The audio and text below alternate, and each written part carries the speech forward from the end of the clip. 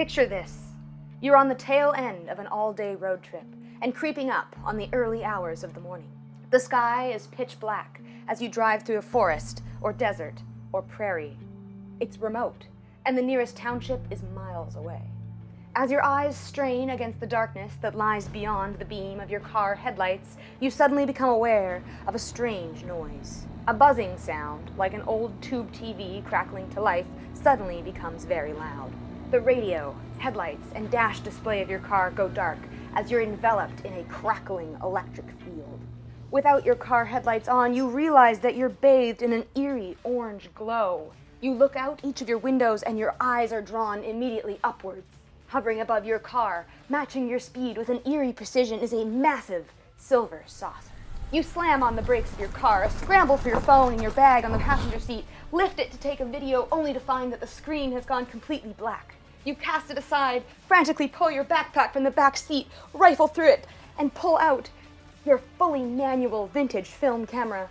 This device has no batteries, no electronic components, just the sheer, unadulterated power of a high-speed 35mm film and fully mechanical shutter. You tilt the lens upwards towards the craft hovering above your car and capture the clearest photo ever taken of a non-human spaceship.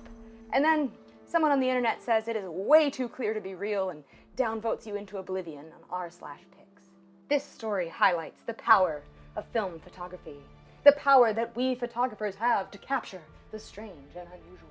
But with great power comes great responsibility.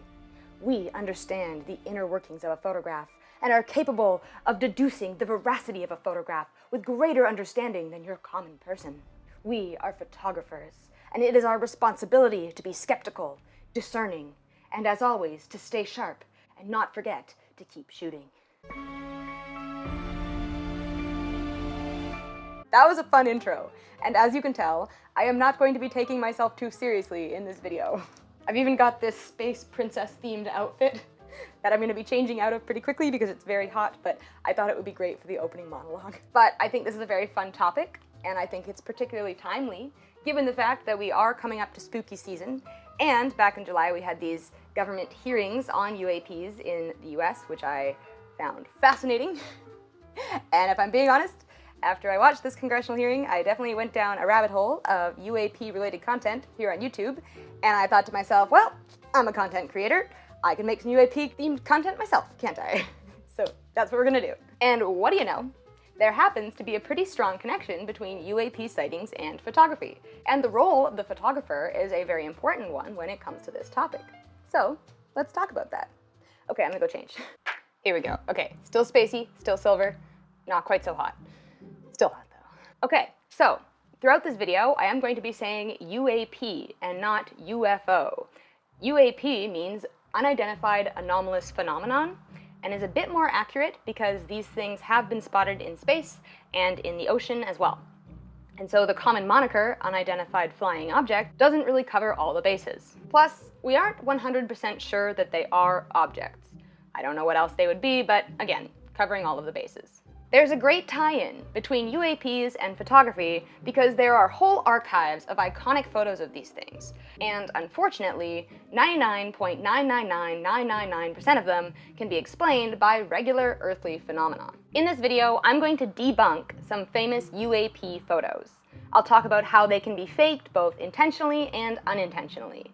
I'm also going to talk a little bit about the lore behind why these things may be difficult to photograph. And I'll supply some potentially tinfoil-lined explanations as to why we don't have any great pictures of them. Finally, I'm going to share some of my favorite photographs and talk a bit about why I find them particularly compelling or otherwise interesting to talk about. Hopefully this video is interesting to you, and if you like it, you can go and check out the other photography-themed videos on my channel. I do a ton of video essays, I do gear reviews, I talk film photography, and I do street photography POVs. I put out new photography-related content almost every week, and I have a variety of video essays on different topics. So if you like this one, go and check out this playlist right here. I would also love if you left a comment down below letting me know what you think of this topic. This is not the last time that I'm going to be talking about UAPs on this channel because I have a trip to Nevada scheduled, and I am going to go and try my hand at some UFO photography in the desert at some point in the near future. So stay tuned for that. Anyways, With all of that said, and without further ado, I would like to jump into the main body of this video and talk about some famous MFOs, misidentified flying objects. This is often referred to as the world's first photograph of a UAP, taken in 1871 at the top of Mount Washington during a meteorological expedition involved in the study of frost architecture. This stereoscopic image first emerged on eBay in 2002, where it was hawked as the world's first UFO photo and sold for $385. However, allow me to draw your attention to the alleged cloud featured in this photo. Very strange shape for a cloud, isn't it? Well, in fact, this is not a cloud at all. This is some of the aforementioned frost architecture. So, rather than show a cigar-shaped craft flying through a beautiful cumulus cloud, this image actually shows a frost-covered piece of mountaintop with a cigar-shaped object lying across it. Very likely this could actually be a cigar. Or more likely some kind of ruler brought by the meteorologists involved in this expedition in order to show scale in their photographs. And so begins a long and frustrating legacy of regular objects being misidentified as alien spacecraft in photos. And this photo is just the tip of the iceberg, pun intended. Now, fast forward to modern day. I find it a bit suspicious that spherical UAP sightings are the most common, when balloons are one of the objects most frequently mistaken for UAPs. Party balloons and mylar balloons, yes, but also weather balloons. And weather balloons look pretty weird, right? They're these big, black, heavy objects that seem to hang in the air and aren't affected by wind currents in the way that a regular lightweight party balloon would be. And so they've grabbed the attention of many a hobby ufologist since time immemorial, or at least since we started using balloons to measure air currents or whatever they do. I actually don't know what a weather balloon does. I would recommend getting acquainted with the difference between a balloon and an alien spacecraft. Like this guy. Now that is the face of a man who is confident in his ability to identify a balloon. And I'm sure it was very embarrassing for him when he initially misidentified the object lying in front of him in this photograph as a giant silver saucer that had crash landed in the desert and was made up of an unknown material. I mean, that just looks like a balloon wreckage to me. It would have been even more embarrassing when a signed affidavit of his emerged after his death in 2005, alleging that his experience with the balloon was actually an experience with a 15-foot-long egg-shaped craft piloted by 3 unknown beings that were then apprehended and brought to an Air Force base nearby. But I don't know, that guy looks pretty confident that what he saw was a balloon. A very strange balloon indeed. And you know what else is a strange balloon? This one, famously the subject of this acorn UAP photo that was released by the Pentagon, but is actually a Batman-shaped mylar balloon that was able to make it into the upper atmosphere where it was spotted by a fighter pilot. And you know what else is a strange balloon is this one, which made headlines earlier this year and is apparently a Chinese spy balloon that made it all the way to North Carolina before being shot down. Basically, any photo of a large orb-shaped UAP that doesn't have an accompanying video is a photo of a balloon. And any video of an orb-shaped UAP that drifts gradually on a linear flight path at airspeed is also a balloon. But balloons are far from the only object that is frequently confused for a UAP. Here's a famous UAP photo taken off the coast of Vancouver Island of a bird. And here's one featuring a particularly interesting cloud formation. Those are fairly common as well. There's also this really cool atmospheric phenomenon in which the lights from a city can be reflected off of particularly low and dense cloud cover to create the illusion that there are these mysterious lights in the air. And this is responsible for many a strange UAP photo indeed. But in addition to birds and balloons and clouds, there's also Starlink and squid boats, paper lanterns, hobby drones, ball lightning, hats, and out-of-focus airplanes. Speaking of which, to top off this section on misidentified objects, I want to discuss this video, which is another one that was released, I believe, by the Pentagon. If not, I'll correct it here. This video frustrates me quite a bit because it is very easy to debunk. And yes, I know this is a video and we're talking about photos, but the reason why the object appears triangular is actually because of a quirk of the camera. And so I thought it'd be worth talking about. Why is it triangular? Well, it's bokeh. Yes, this bokeh. So when you take a photo, or a video, out-of-focus points of light will appear to be the same shape as the aperture of the camera used to capture the image. You can do these cool effects, for example, by taking a cardboard disc and cutting a shape in the middle and putting that over the lens of your camera and then letting some light become out of focus. All of those out-of-focus points of light will take on the shape that you cut out of the disc. This video was taken on a camera that has 3 aperture blades, creating a triangular opening that allows light through to hit the sensor. Most cameras have more aperture blades, and so we might not be used to seeing triangular bokeh, but nonetheless, that is what this is. How am I so sure that it's bokeh? Well, look at the stars in the background, and the light at the top of the flagpole. They are the same shape as the alleged UAP.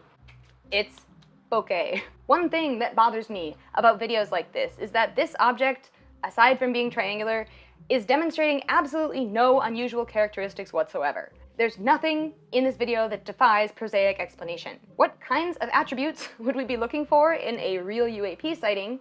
Well, there is this set of particularly anomalous characteristics that UAPs are said to have that are referred to as the 5 observables.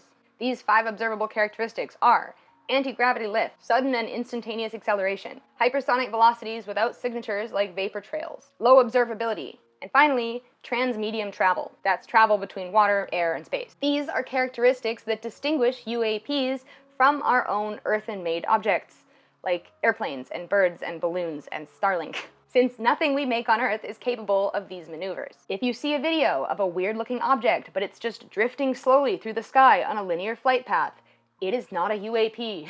And so many of these alleged UAP sightings show absolutely no unusual characteristics whatsoever. So next time you see one of these videos online, if it's not showing an object doing a 90-degree turn at Mach 10 or skipping off the surface of the water like a porpoise, it's probably not worth your attention. And speaking of things that are not worth your attention, let's talk about hoaxes.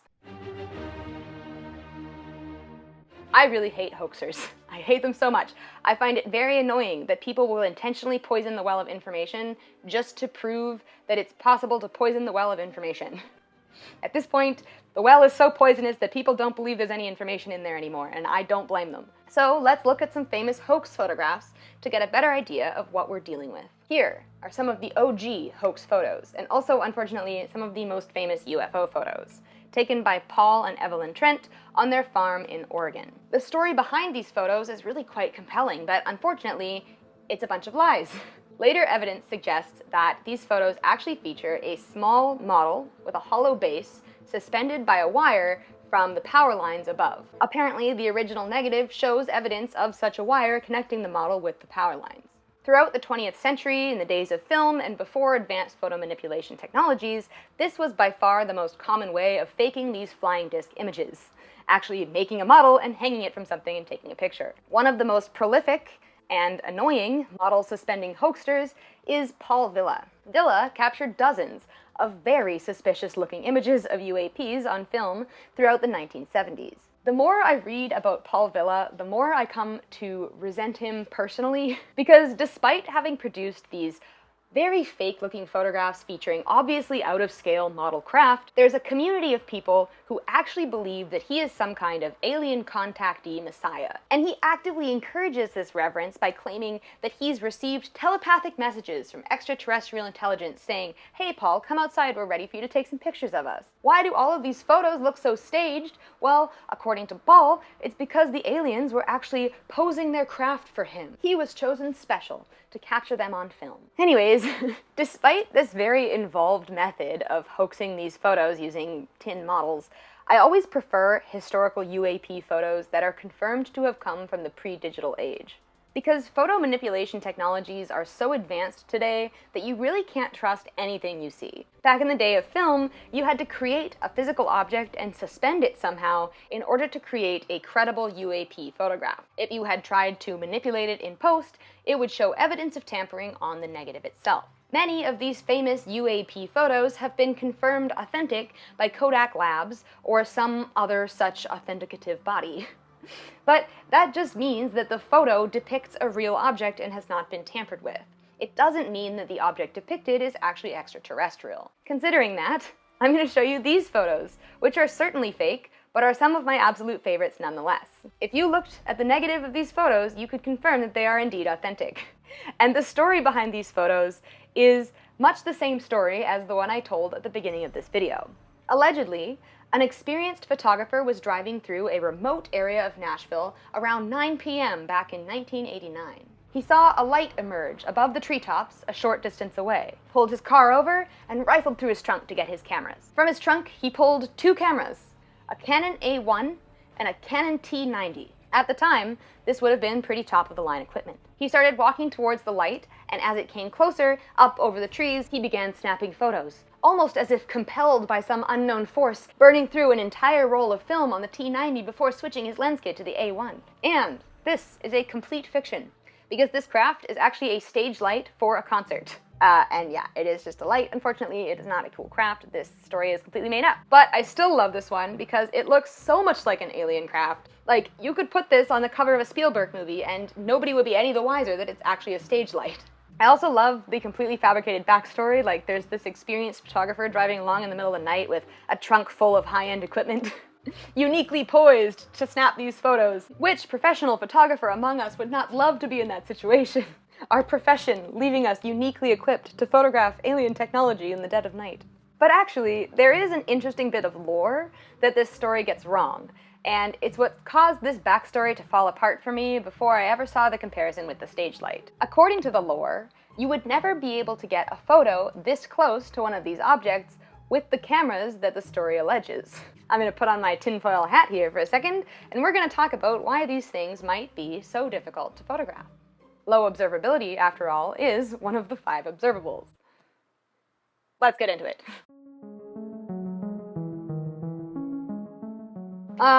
Okay, well, first of all, real UAPs, as described by military personnel around the world, fly at an altitude of around 80,000 feet and go 12,000 kilometers per hour. So even as a professional photographer, I stand absolutely no chance of ever getting a good photo of one. In fact, the only people who are really equipped to capture images of these things are military personnel, and unfortunately for us, most of those images are going to remain highly classified for unknown reasons. So if you're waiting for really convincing photographic evidence to be released by the Pentagon, don't hold your breath. We are going to have to wait for Congress to pry it out of the clutches of some deep black collection of special access projects, which at this point does not seem to be going very well. So if you want a picture of a UAP in flight that is not a picture of a balloon or a bird or Starlink or a meteor, you're out of luck. But what happens when they land? If they land. There are thousands of eyewitness accounts from people who have allegedly gotten very close to these craft. Mass sightings with over 100 people seeing the same thing at the same time, and very credible observers on record as well. So why don't they ever snap a nice photo to prove it to us? In an age where everyone has a high-quality camera in their back pocket, if they have back pockets, why don't these eyewitnesses ever deliver? Well, we're gonna get into some pretty conceptual stuff here, but it's interesting, I swear it's interesting. Stay with me. Salvador Payas is an aerospace engineer and inventor who currently works for the US Space Force. He famously holds a set of patents known as the UFO patents, which, while hotly debated, contain the speculative basis for anti-gravitic propulsion. His work continues in the tradition of fringe greats like Podklanov, who have studied the effects of extreme particle movement on gravity. Basically, and I will remind you that I'm a photographer, not a physicist, so my understanding of this is rudimentary at best. But basically, when you have sufficiently immense rotation, vibration, or acceleration of particles, you may achieve the Schwinger effect, which is essentially the creation of a controlled void. The idea is that if a craft could create this void directly in front of it, it could be sucked forward into that void continuously, allowing for superluminous speeds because it is essentially breaking the material reality in front of the craft and is therefore no longer confined to the laws of conventional physics. Go watch this interview with Pius, he's going to explain it like way better than I will. But in order to create this void, you need sufficient rotation, vibration, or acceleration of the particles around it.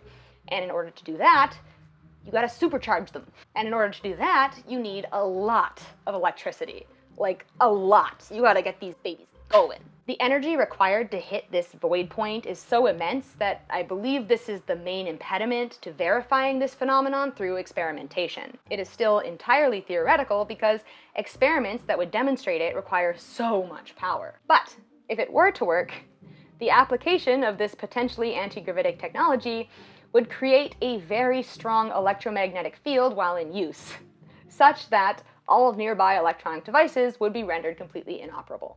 When we hear eyewitness reports of alleged close encounters with UAPs, there's 2 consistent factors that stand out. The first is that witnesses often describe hearing a buzzing sound similar to an old tube TV being turned on. And frequently this sound will precede the visual sighting of the craft. The second is that all electronic devices, cell phones, TVs, radios, lights, go dead. Interesting. You know what can't go dead though? A fully manual camera. In the 1988 Nashville story, the phony photographer pulls out a Canon A1 and a T90, both of which are equipped with electronic components. I surmise that this story is unfeasible because such electronically charged cameras would not be operable in the presence of such craft. I mean, the stage light is a good explanation, but I think my debunk is a lot more fun. It kind of makes you want to go and buy a fully manual camera and drive around somewhere remote in the dark, doesn't it? Anyway, I thought it would be fun to talk about all of that for a second, but let's get back to looking at UAP photos. And I want to talk about some of my favorite shots that don't have super plausible debunks yet. Let's talk about the real deal. So I love this one, and I actually alluded to it last week, if you'll remember, when I talked about aerial mapping and how it used to be done on film. So here's a photo of an alleged UAP that was taken during one of these aerial surveys over Costa Rica's Lake Cote, captured from approximately 10,000 feet in the air. The study was funded by the Costa Rican Energy Institute to determine water sources for a potential hydroelectric project. And look at that! A little flying disc! The photographer, Sergio Leza, points out that the disc appeared only in one frame. As you can imagine, aerial mapping involves taking many dozens of photos and layering them over top of each other to create a giant map, and this disc appeared in only one of them. I've read some great explanations for what commonplace object this might actually be. For example, a clear glass dome of some kind that fell off of the photographing airplane. But surely, if it were an object moving downwards, falling towards the Earth, it would appear in multiple frames. But a silver disc zooming by at hypersonic speeds might not. I like this one, it's cool, and it ties in with the research that I did for last week's video. So far, all of the photos we've looked at in today's video have been on film. So for this last one, let's fast forward and look at this photo, which was taken on an iPhone using night sight. This image was taken during what is now known as the 29 Pines mass sighting. It's an incident that happened in 2021 above the Marine Corps Air Ground Combat Center in California. So a military base full of military guys, and this object was seen by more than 50 eyewitnesses, all highly trained military personnel. Admittedly, the photo itself is kind of meh. Like, just the photo doesn't do much for me. But what makes this photo kind of crazy is the amount of video and eyewitness evidence that accompanies it. We can see the videos taken from a variety of angles, different cell phones.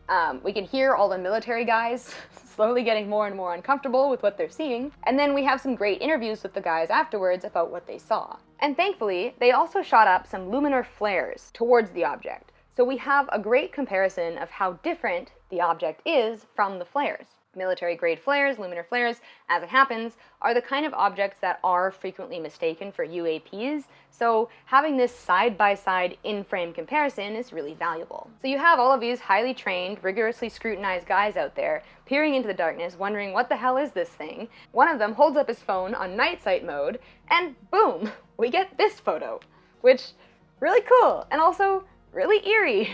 Could just be a military test point, it is on a military base, but even so, it's pretty cool. So that is all I've got for now. Admittedly, this video did get a bit out of hand. I had initially wanted to spend more time on the cool photos that I found compelling, but I don't really want to play into UAP mania too much, and I think it's a lot more interesting from a photography perspective to look at the photos that are not UAPs and explain how those photos can be created or mistakenly taken. I hope you guys found this video interesting and maybe timely as we move into spooky season, and I hope you eagerly await my next video on this topic coming sometime in November, hopefully.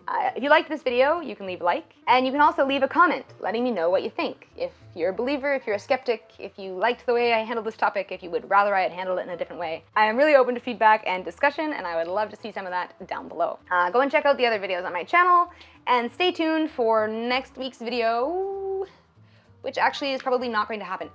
Stay tuned for a few weeks. I'm going to be going to New York Fashion Week next week, which is really exciting, but it also means that I'm going to be pretty unavailable.